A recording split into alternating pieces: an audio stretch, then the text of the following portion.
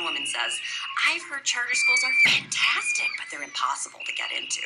And then another one says, "No way, don't you read the paper? They're all fronts for stealing government money." And then this dad chimes in, "Oh, come on, supposedly they have really high test scores, but they're insanely strict."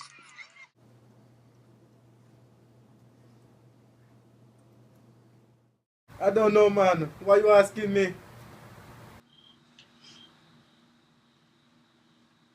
A charter school is typically defined by the charter itself.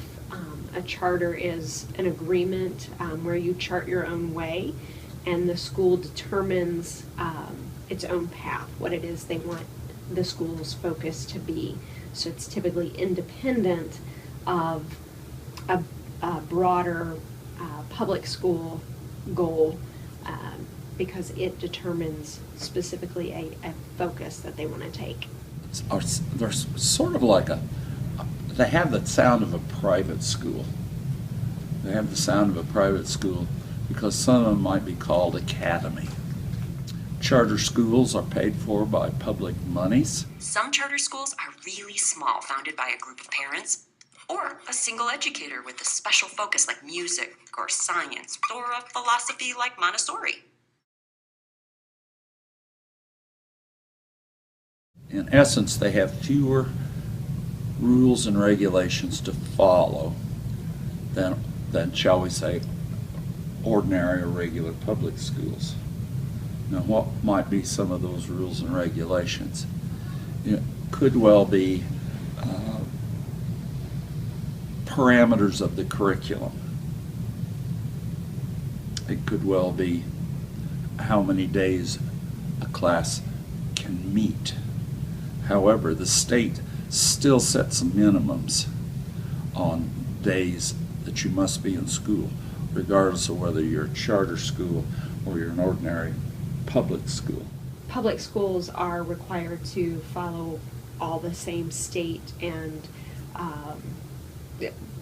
like state and national expectations for things like curriculum assessments, those different aspects.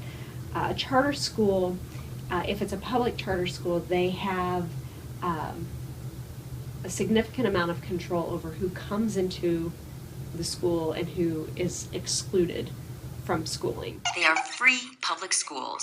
Usually they're non-selective, but not always. When there's high demand, students are chosen by lottery.